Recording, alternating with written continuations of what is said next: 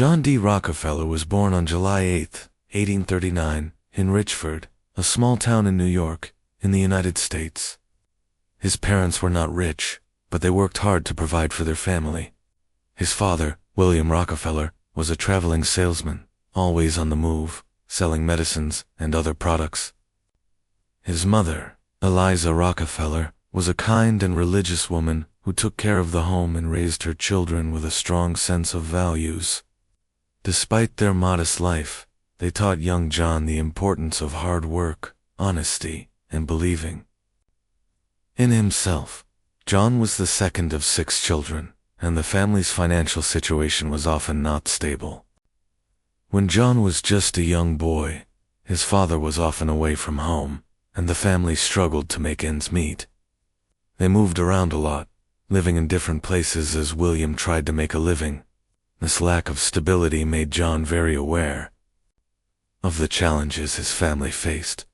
At a young age, he learned that money was important, but even more so was the need to be smart, hardworking, and resourceful. Growing up, John D. Rockefeller was a quiet and thoughtful boy. He did well in school, but it wasn't his studies that made him stand out. It was his strong sense of business. Even as a child, John was always looking for ways to make a little extra money. He would sell candy to his classmates or offer to do small jobs for neighbors to earn a few cents. He was always looking for ways to make a profit, and even at a young age, he understood the value of saving money. When he was 16 years old, John's life began to change. He got his first job as a bookkeeper in a small produce company.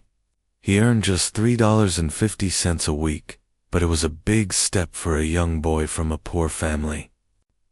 Being a bookkeeper meant that John had to manage the company's finances, which was a job that required precision and attention to detail. This job taught him how to keep track of money, how to manage costs, and how to run a business efficiently. It was during these early years that John developed a passion for business and began to dream of becoming rich. By the time John was in his early 20s, he was already thinking about bigger business opportunities.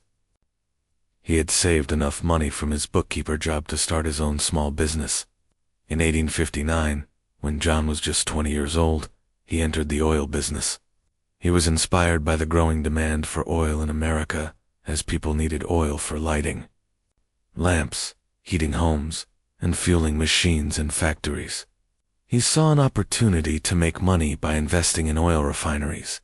At that time, the oil industry was still in its early stages. There were many small refineries scattered across the country, and it was difficult for people to get the oil they needed. John D. Rockefeller decided to change that. He was smart and knew that to succeed, he needed to think big. He realized that if he could control all parts of the oil process, from drilling and refining to transportation, he could make a lot of money and become the most powerful figure in the industry. In 1863, Rockefeller and a few partners opened their first oil refinery in Cleveland, Ohio. It was a risky move, but John was determined to make it work. He focused on making his refinery more efficient than the others. He reduced costs, improved the refining process, and increased the quality of the oil. He worked long hours and paid close attention to every detail. Soon, his refinery was producing more oil than most of the other companies in the area. Rockefeller knew that in order to be successful, he would need to keep growing his business. So he started buying out other smaller refineries. As John's business grew, so did his ambitions. He wanted to control the entire oil industry, not just his small part of it. In 1870, he founded Standard Oil, a company that would grow to dominate the oil business in the United States. He believed that the key to success was not just competing with other businesses, but eliminating competition altogether. Over the years, he bought out his competitors and grew Standard Oil into the largest and most powerful oil company in the world. Through all of his success, Rockefeller never forgot where he came from. His upbringing in a poor family had taught him the value of hard work and careful planning. He knew that achieving great things required patience and persistence. Even though he became one of the richest men in history, he continued to be careful with his money, always looking for ways to save and improve his business. In his early years, John D. Rockefeller faced many challenges. He grew up in a time when opportunities were limited for people from poor families. Yet, through his determination and smart business practices, he was able to build an empire. His story shows that with hard work, ambition, and the right mindset, it's possible to overcome any obstacle and create something great. ****, John D. Rockefeller was not content with just being a successful businessman. He wanted to change the world. After entering the oil business, he realized that there was more potential for growth and profits than anyone could have imagined. At the time, the oil industry was still in its early stages, filled with scattered refineries, high costs, and wasteful practices. Rockefeller saw an opportunity to make oil production more efficient, more profitable, and more organized. This would be the start of something much bigger than anyone expected. In 1863, Rockefeller and his partners opened their first refinery in Cleveland, Ohio. At that point, Cleveland was becoming an important hub for the oil industry because of its location near key transportation routes. However, there were many small, competing refineries, and none of them was really dominating the market. Rockefeller, being the visionary he was, saw this as a chance to not only create a successful business but to control the entire process from start to finish. He understood that if he could control every step of the oil business, from drilling to refining to distribution, he would have an unmatched advantage over his competitors. Rockefeller's first major step was to focus on efficiency. He was extremely careful with every detail of the refining process. He worked closely with his engineers and managers to find ways to reduce waste, cut costs, and increase production. At the time, many oil refineries were inefficient, and a lot of oil was wasted. Rockefeller implemented new technologies and methods to improve the refining process. For example, he used better equipment to extract more oil from crude oil and reduce losses, which made his company more profitable than many others. As his refinery grew in size and success, Rockefeller began to buy out his competitors. This was part of his strategy to eliminate competition. Instead of focusing on competing with others, Rockefeller focused on controlling the entire market. One by one, he purchased smaller refineries, sometimes offering them a price they couldn't refuse. Other times, simply making their operations so difficult that they had no choice but to sell. By 1870, Rockefeller controlled most of the oil refineries in Cleveland, and his company, Standard Oil, was born. But Rockefeller didn't stop there. He realized that to really dominate the industry, he needed to control more than just refining. He needed to control transportation, too. At the time, railroads were the main way oil was transported across the country, and they were expensive to use. Rockefeller negotiated special deals with railroad companies to lower his transportation costs, giving him another advantage over his competitors. He used his growing power to demand discounts from the railroads, which allowed him to deliver his oil at a much lower cost than others. This move not only saved Standard Oil money, but also made it impossible for smaller companies to compete. In 1872, Rockefeller expanded his reach even further by creating the Standard Oil Trust. The trust allowed him to combine his different companies into one giant organization, making it easier to control them all. By this time, Standard Oil had become a monopoly, meaning it controlled almost every aspect of the oil industry in the United States. Rockefeller's company refined, transported, and sold the oil that powered the nation's homes, factories, and businesses. Rockefeller's business practices were controversial. Many people sized monopoly as a threat to the economy in a form of greed. They argued that Rockefeller's control over the oil industry was bad for consumers and bad for competition. In fact, Standard Oil's dominance became such a problem that in 1882, the U.S. government began looking into antitrust laws to break up monopolies like Standard Oil. But Rockefeller was determined to stay ahead. He understood that while public opinion might be against him, his business was still extremely successful. His company's profits continued to soar as he worked tirelessly to make Standard Oil even more efficient and powerful. By the 1880s, Standard Oil was refining more than 90% of the oil in the United States, and Rockefeller's fortune had grown beyond imagination. He was now one of the richest men in the world, but he didn't just sit back and enjoy his wealth. He remained involved in every part of his business. He closely monitored the operations of each refinery and made sure that every decision was made with efficiency and profit in mind. He was also known for being a perfectionist, demanding that everything be done to the highest standards. His obsession with control and efficiency was one of the key reasons Standard Oil became so powerful. Despite the criticism and legal challenges he faced, Rockefeller's success story was undeniable. He had built an empire from almost nothing. Using his intelligence, determination, and business acumen, he had created a company that was larger than life, a company that controlled not just oil, but the lives of many people who depended on oil for their work and livelihood. Rockefeller's Standard Oil was a force that could not be ignored. Through his innovative ideas and ability to stay ahead of the competition, Rockefeller had transformed the oil industry. His methods of controlling costs, improving efficiency, and buying out competitors would be studied by future entrepreneurs.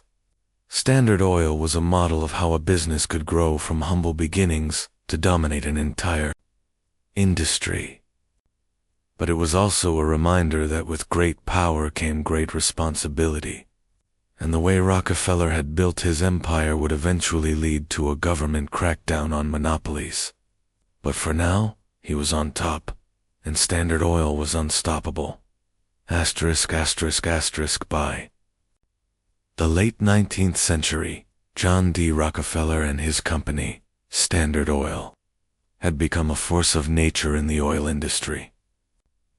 The company controlled almost every aspect of oil production, refining, and transportation in the United States. Standard Oil was so dominant that it seemed untouchable, and Rockefeller had become the richest man in the world. But with this power came not only great wealth, but also great criticism.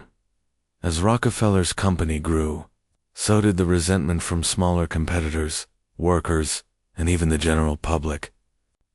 Many people believed that Standard Oil's monopoly was harmful to the economy. They argued that by controlling 90% of the oil market, Rockefeller was stifling competition, driving up prices, and taking away opportunities for other businesses to succeed. There were many who felt that Rockefeller's way of doing business was unfair and even immoral. His ruthless tactics of buying out competitors, negotiating special deals with railroads, and crushing anyone who stood in his way were not seen as clever business practices but as examples of monopolistic greed. The criticism of Rockefeller and Standard Oil became so loud that even politicians started to take notice. The government had long turned a blind eye to monopolies, believing that businesses were free to operate as they pleased. But as the power of Standard Oil grew, it became clear that something had to be done. People began to ask whether one man should have so much control over an entire industry. The backlash reached its peak when muckraking journalists, who were dedicated to exposing corruption in business and politics, began to write articles about the shady practices of Rockefeller and his company. These journalists painted him as a villain, a man who cared only about money and power.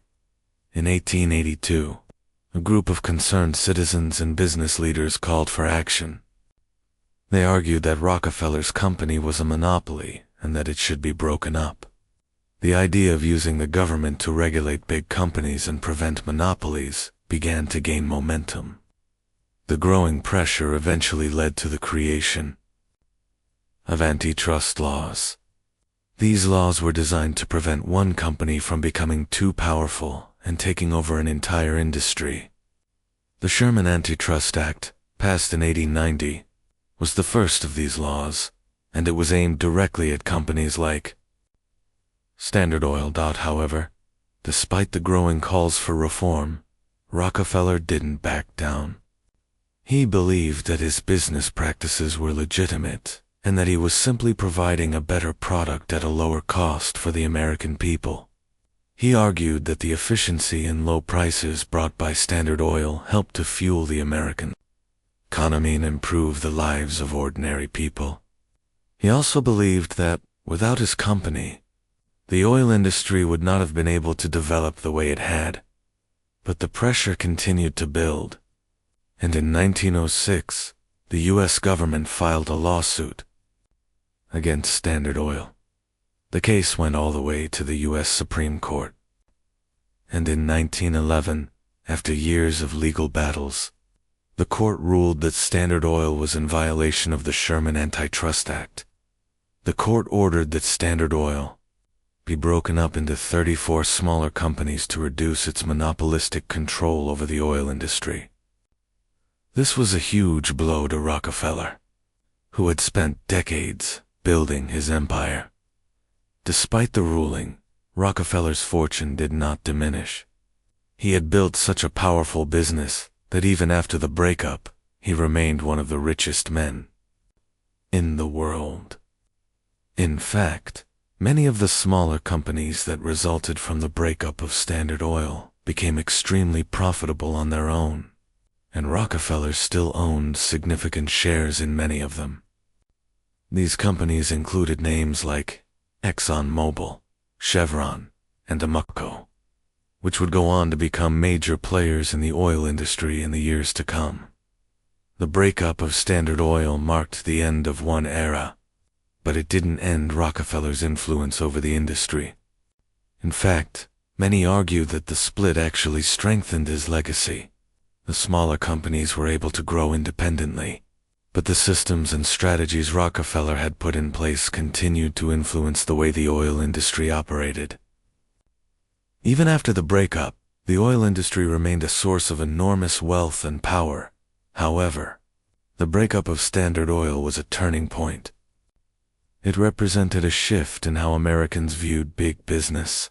No longer could one man control an entire industry without facing consequences. The government's intervention in breaking up Standard Oil was the first major example of antitrust laws being used to regulate big business. It set a precedent for future cases, and over time, the U.S. government would continue to pass laws to ensure that monopolies could not dominate the economy. For Rockefeller, the court ruling was a painful reminder that even the most powerful businesses could be brought down by public opinion and government action. It was a humbling moment in his long career, but it did not diminish the fact that he had built one of the most successful companies in history. His legacy, however, would be forever tied to the question of monopolies and corporate control. While some admired his business genius, others criticized his methods and the immense power he had amassed. In the end, John D. Rockefeller's story became a symbol of the dangers of unchecked corporate power and the need for balance between business interests and the public good. After decades of building an empire in the oil industry, John D. Rockefeller's life began to shift in the early 20th century.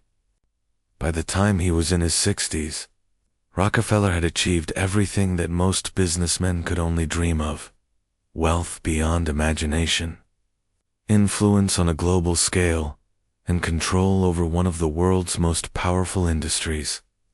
However, despite his great success, he felt that something was missing. He began to look beyond money and focus on how he could leave a positive mark on the world. One of the key turning points in Rockefeller's life came when he retired from managing the daily operations of Standard Oil in 1897. Though he was no longer involved in the day-to-day activities of his oil empire, he didn't step away from business completely. Instead, he turned his attention to giving back, starting a new chapter of his life dedicated to philanthropy. This shift would define his legacy and leave a lasting impact on education, health, and science. In 1901, Rockefeller founded the Rockefeller Foundation, an organization that would become one of the most influential philanthropic institutions in the world. Its mission was simple: to promote the well-being of humanity.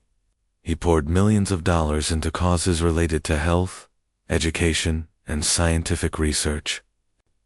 The foundation's goal was to solve global problems, such as poverty, disease, and lack of education. And Rockefeller believed that his wealth could be used to make a real difference in people's lives. One of the Rockefeller Foundation's first major efforts was in the field of public health.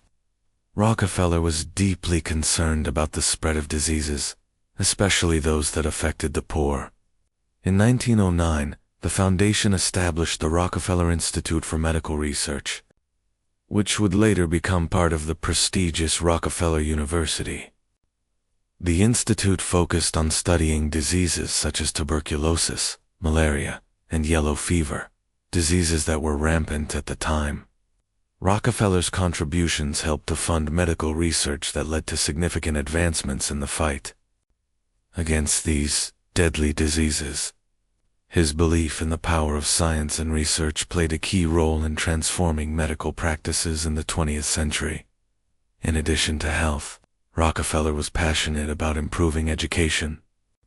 In 1902, he donated $100 million to establish the University of Chicago, one of the most respected universities in the United States. His gift helped to create one of the leading research institutions in the world, attracting top scholars and fostering new ideas. Rockefeller believed that education was the key to solving many of society's problems, and he made sure to support institutions that would shape the minds of future generations. The University of Chicago became a symbol of his commitment to knowledge and learning. Rockefeller's philanthropy wasn't just about giving away money. It was about creating systems that could continue to improve society long after his time. He understood that it wasn't enough to donate large sums. He wanted to establish organizations that would carry on the work he started. One of the most innovative aspects of his philanthropy was his focus on building institutions that could continue to address societal issues over time. The Rockefeller Foundation, for example, became a global leader in funding health and education programs around the world, providing grants and supporting initiatives in places where resources were scarce. In the realm of science, Rockefeller also made major contributions. His personal interest in scientific advancements led him to support the development of new technologies and innovations that would change the world. One of his most important donations went to the establishment of the Rockefeller Institute for Medical Research, where scientists made breakthroughs in understanding infectious diseases and developing vaccines. Rockefeller believed in the power of science to solve the world's biggest challenges, and he was willing to invest in it generously. While Rockefeller's philanthropy was vast, it was also highly strategic. He carefully chose the causes and projects that aligned with his vision for a better world. He was not a businessman who simply gave away money without thought. He was a philanthropist who wanted to ensure that his donations would have a lasting impact. For example, His financial support of agricultural research helped to improve farming practices and increase food production in many parts of the world. He also funded efforts to eradicate diseases that plagued developing nations, and his contributions helped to lay the groundwork for modern public health systems. Despite his great wealth and influence, John D. Rockefeller was also a deeply religious man. His faith played a major role in shaping his views on philanthropy. He believed that his wealth was a gift from God and that it was his duty to use it for the greater good. In his later years, Rockefeller spoke openly about the importance of giving. Becken believed that his philanthropic efforts were a way of fulfilling his moral responsibility. He often said, "The more I give, the more I receive." This belief in the power of giving shaped his life and legacy in a way that went far beyond business success. Rockefeller's contributions to society were not without criticism. Some people argued that his wealth and the way he accumulated it were immoral, especially given the ruthless tactics he had used to build Standard Oil. Many believed that his philanthropic efforts were simply a way to improve his public image and protect his legacy. However, despite these criticisms, it is undeniable that Rockefeller's charitable efforts transformed countless lives. His investments in education, health, and science had a profound effect on society, and his name became synonymous with generosity and progress. By the time of his death, in 1937, John D. Rockefeller had given away over half of his fortune to various causes. His donations helped to build schools, hospitals, and research institutions that continue to make a difference today. Rockefeller's legacy is still felt in the many institutions he helped to create, and his approach to philanthropy continues to inspire generations of donors. John D. Rockefeller's story is one of transformation. From a boy who grew up in a poor family to a man who controlled a vast business empire, he became one of the most influential philanthropists in history. His legacy is a reminder that wealth, when used wisely, can make a positive impact on the world. Rockefeller may have been a businessman first, but it was his vision for a better world through philanthropy that ensured his place in history. Asterisk. John D. Rockefeller was not only a businessman but also a symbol of how one person can reshape an entire industry, and in many ways, an entire society. His journey from humble beginnings to becoming the wealthiest man in the world is a testament to ambition, vision, and ruthless determination. But as much as he is remembered for his achievements in business, his legacy is equally defined by the system he created, a system that continues to influence the modern world in ways many of us still feel today. When Rockefeller entered the oil business, it was a time of immense opportunity. The United States was experiencing rapid industrialization, and oil was becoming a critical resource. In the late 1800s, there were many small refineries scattered across the country, each operating independently. Rockefeller's genius was in seeing the bigger picture. He recognized that in order to truly dominate, he needed to consolidate the industry. By focusing on efficiency, cutting costs, and securing control of every part of the oil process, from extraction to distribution, Rockefeller built a monopoly that was unprecedented in scope. The creation of Standard Oil was more than just a business success. It was the birth of a new model for corporate America. Rockefeller was the first to truly understand the power of vertical integration, the practice of controlling every step in the production process. This meant that Standard Oil didn't just own refineries. It owned the railroads that transported oil, the pipelines that carried it, and even the barrels that stored it. By owning everything involved in the production and distribution of oil, Rockefeller could reduce costs and eliminate inefficiencies, making his company not just profitable but nearly unstoppable.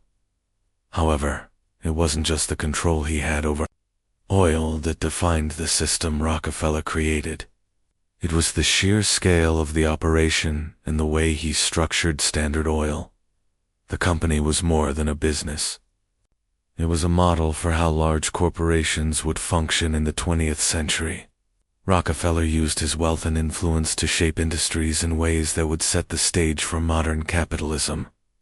His monopoly did not just change the oil business set, changed the way industries operated in general. The impact of Rockefeller's system is still felt today, particularly in how businesses operate. One of the most significant legacies of his work is the concept of consolidation. In the years following the rise of Standard Oil, many industries followed Rockefeller's lead, consolidating smaller companies into larger, more efficient entities. This trend continues today in industries like telecommunications, pharmaceuticals, and technology. The model of owning and controlling large portions of an industry remains a common practice, and many companies strive to achieve the level of integration and control that Rockefeller once had. But Rockefeller's system didn't just affect the business world, it also shaped the political landscape. His immense wealth and power gave him influence over government policies, and his ability to manipulate the system was not just a matter of business acumen but also political strategy. Rockefeller understood that in order to maintain his position, he needed to align himself with political figures and lawmakers. This gave him an edge over his competitors and allowed him to expand his business empire with relative ease. While his practices may have been controversial, they also set a precedent for how business and politics could work together to create mutually beneficial outcomes. Even after the U.S. government stepped in to break up Standard Oil in 1911, the system Rockefeller created didn't disappear. The smaller companies that were formed after the breakup, ExxonMobil, Chevron, and others, continued to thrive and dominate the global oil market. In fact, many of these companies retained the same structures and strategies that Rockefeller had put in place, ensuring that his influence would live on in the very heart of the industry he created. This was the paradox of Rockefeller's legacy. Despite the efforts to break up his monopoly, his system of doing business continued to flourish long after the man himself had stepped away from the business world. The government's action to break up Standard Oil was an attempt to rein in the power of monopolies and promote competition. But it was not an end to Rockefeller's impact. In many ways, it only spread his influence across multiple companies, some of which became as powerful as the original Standard Oil. The system he created became a fundamental part of the global economy, and his ideas about efficiency, vertical integration, and control of the supply chain remain deeply embedded in modern business practices. Rockefeller's impact also extends to his contributions to corporate philanthropy. His wealth allowed him to fund hospitals, schools, and universities, leaving a legacy of charitable giving that continues to this day. The Rockefeller Foundation, which he founded, became a model for corporate philanthropy, and many modern foundations followed his example of using business success to fund social good. His approach to giving away his fortune was part of his broader system. He believed that wealth should be used to advance society, and he set the stage for other billionaires to do the same. In the 21st century, it's impossible to ignore how deeply the system Rockefeller helped create influences the world we live in. The giants of Silicon Valley, such as Apple, Amazon, and Google, operate on similar principles of vertical integration, consolidation, and global reach. They have adopted many of the strategies Rockefeller used to build his empire, controlling vast parts of their respective industries and making it difficult for smaller companies to compete. The digital age has only amplified the kind of power and control that Rockefeller first demonstrated in the oil industry. John D. Rockefeller's Life is a reminder of how one person can change the course of history. The system he built continues to shape the business world and beyond. Whether you admire him for his business acumen or criticize him for his monopolistic tactics, there's no denying that Rockefeller's legacy is part of the world we live in today. The business landscape may have evolved, but the fundamental principles of power, control, and efficiency that Rockefeller pioneered remain as relevant as ever. His story is one of both incredible success and inevitable consequences. A man who created a system that would shape the future, for better or for worse.